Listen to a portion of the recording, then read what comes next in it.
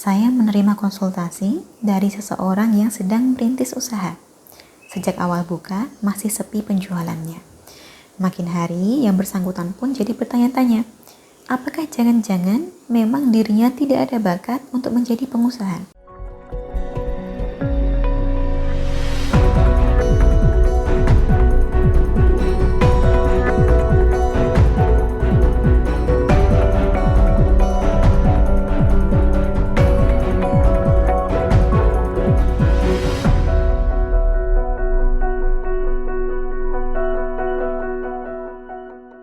Salam Rahayu, dengan Dewi Sundari di sini seperti biasa. Apa kabar Anda? Saya doakan semoga selalu sehat dan senantiasa diberikan kemudahan serta kelancaran dimanapun Anda berada. Belum lama ini, saya menerima konsultasi dari seseorang yang sedang merintis usaha. Sejak awal buka, masih sepi penjualannya. Makin hari, yang bersangkutan pun jadi bertanya-tanya, apakah jangan-jangan memang dirinya tidak ada bakat untuk menjadi pengusaha? Apakah lebih baik tutup saja, berhenti jualan daripada kerugian makin besar? Karena setelah 2 bulan memang belum ada tanda-tanda usahanya ini akan berkembang. Sepi di awal jualan sebenarnya merupakan sesuatu yang dialami banyak orang. Sebagian orang jadi gelisah ketika hasil yang diharapkan tidak kunjung datang. Dari gelisah kemudian jadi putus asa. Dan karena putus asa, akhirnya memutuskan berhenti jualan saja. Sebagian orang lagi memutuskan untuk bertahan, mengupayakan sedemikian rupa sekaligus belajar dari para pesaing yang sudah berjaya. Orang-orang inilah yang sukses pada akhirnya. Untuk itu, baiknya kita tidak gampang menyerah meskipun awalnya tidak mudah. Awal berjualan masih sepi, itu wajar. Dialami banyak orang. Ibaratnya seperti orang yang membabat alas. Tidak mungkin seketika berubah ramai menjadi perkampungan. Ada prosesnya, dan proses inilah yang perlu kita jalani serta nikmati.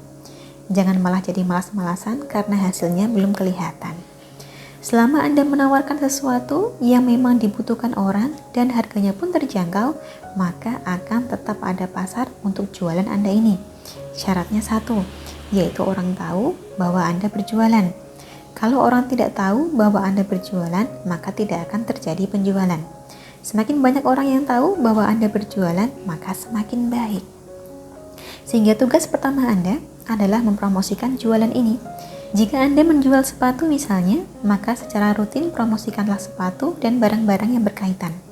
Salah satu kesalahan yang paling banyak dilakukan orang adalah baru awal buka usaha, tapi mempromosikan barang yang berbeda-beda, tidak terkait satu sama lain. Hari ini promosi sepatu, besok promosi beras, lusa promosi kosmetik di satu akun yang sama. Akhirnya sulit bagi orang untuk mengingat kita ini sebenarnya jualan apa. Selain melakukan promosi, belajarlah juga dari mereka yang sudah sukses sebelum Anda. Cari tahu seperti apa keunggulan pesaing kita, kualitasnya bagaimana, pemasarannya juga bagaimana. Tirulah bila perlu. Bila perlu beriklan, maka beriklanlah. Dan pastikan iklan ini dilihat oleh orang-orang yang memang merupakan target pasar Anda. Ibaratnya jika Anda menjual alat rumah tangga, maka jangan diiklankan pada anak sekolahan. Kiranya semua cara telah Anda coba, maka langkah terakhir kita perlu juga berdoa dan berupaya secara batin.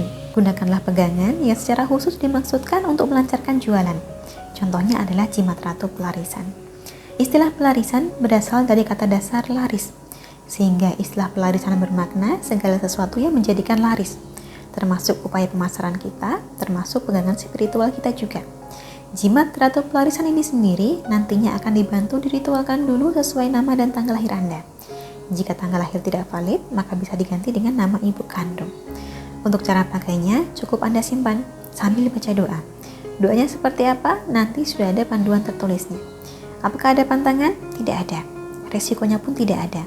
Serta tidak membutuhkan puasa untuk menggunakan sarana ini. Bila ingin tahu pengalaman mereka yang sudah menggunakan jimat pelarisan seperti apa, bisa Anda simak sebagai berikut.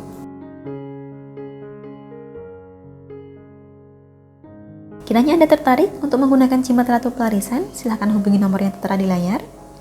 Perkenalkan diri Anda, dan sampaikan keinginan Anda untuk melariskan usaha. Selanjutnya akan dibantu sebaik mungkin. Semoga berkah dan menjadikan jalan untuk melancarkan usaha Anda. Sampai di sini, kurang lebihnya demikianlah yang dapat saya sampaikan seputar apakah harus berhenti jika ketika awal jualan dagangan kita masih sepi. Semoga menjadikan motivasi tersendiri bagi Anda yang sedang merintis usaha saat ini. Akhir kata dari saya cukup sekian. Terima kasih banyak untuk Anda yang telah menyaksikan. Sampai jumpa di kesempatan selanjutnya dan salam rahayu.